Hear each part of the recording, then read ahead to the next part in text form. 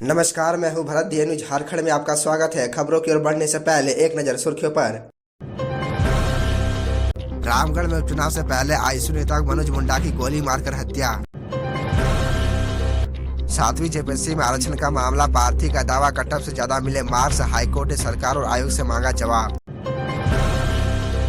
Lobbying के बाद चमरा ने भी खोला अपनी ही सरकार के खिलाफ मोर्चा, कहा आदिवासी राज्य में आदिवासियों की ही नहीं सुनी जा रही। मैट्रिक टॉपर को अब मिलेंगे 3 लाख रुपए, शिक्षा मंत्री ने की घोषणा। अब चलिए जानते हैं झारखंड की बड़ी खबरों को विस्तार से।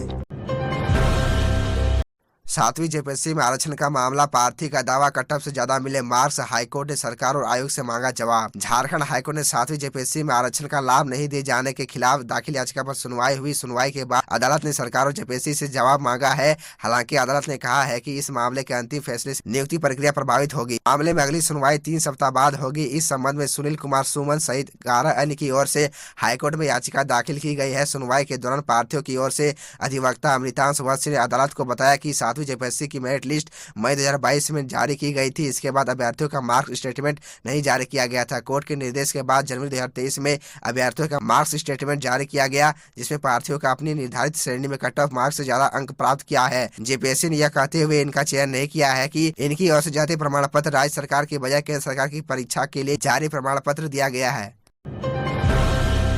मैट्रिक टॉपर को अब मिलेंगे 3 लाख रुपए, शिक्षा मंत्री ने की घोषणा। आपको बताते चले कि झारखंड में मैट्रिक और इंटर की परीक्षा में टॉप करने वाले विद्यार्थियों को शिक्षा मंत्री ने बड़ी सौगात दी है। मैट्रिक की परीक्षा में टॉप करने वाले विद्यार्थियों को अब 3 लाख रुपए दिए जाएंगे। राज्य के शिक्षा मंत्री जगन्नाथ महतो ने कहा कि झारखंड एकेडमिक काउंसिल जैक की ओर से संचालित 10वीं परीक्षा के टॉपरों को सम्मानित किया जाएगा। इस बात की घोषणा राज्य के शिक्षा मंत्री ने मुख्यमंत्री सहाय योजना कार्यक्रम के दौरान गुरुवार को रांची के मोहराबादी मैदान में की है। इस दौरान उन्होंने यह भी ऐलान किया है कि मैट्रिक और इंटर में द्वितीय स्थान पर रहने वाले छात्रों को 2 लाख रुपए दिए जाएंगे। वहीं तृतीय स्थान पाने वाले छात्रों को 1 लाख रुपए नगद पुरस्कार दिया जाएगा।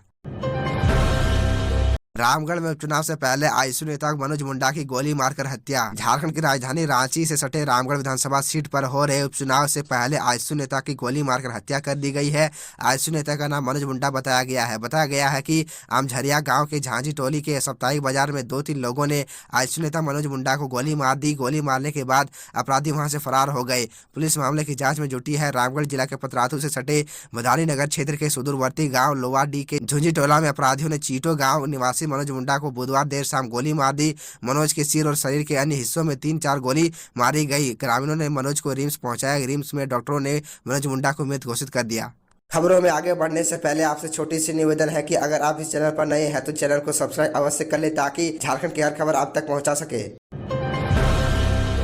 लॉबिंग के बाद चमरा ने भी खोला अपनी ही सरकार के खिलाफ मोर्चा, कहा आदिवासी राज्य में आदिवासियों की ही नहीं सुनी जा रही। झामुमो विधायकों का बगावती तेवर एक एक कर सामने आना शुरू हो गया है। पहले से ही झामुमो विधायक लॉबिन हैमरम अपनी ही सरकार के खिलाफ मोर्चा खोले हुए हैं। अब इस फहरिस्त में विधायक चमरा लिंडा भी शामिल हो गए हैं। रांची के प्रभात तारा मैदान में हजारों की भीड़ के समक्ष चमरा लिंडा ने हेमंत सोरेन सरकार के खिलाफ उलगुलान का ऐलान कर दिया है। साफ कहा है कि झारखंड में कहने के लिए आदिवासियों की सरकार है, लेकिन आज भी सबसे ज्यादा हाशिए पर राज्य के आदिवासी ही हैं। उन्होंने कहा कि 3 साल में आदिवासियों के हित में सरकार ने कोई भी ठोस कदम नहीं उठाया है। उन्होंने कहा कि हमारी सरकार है, फिर भी आदिवासियों को अधिकार के लिए संघर्ष करना पड़ रहा है। भोक्ता समाज को पहले आदिवासी बनाया गया, अब एक बार फिर से भोक्ता समाज को महत्व बनाने की तैयारी चल रही है।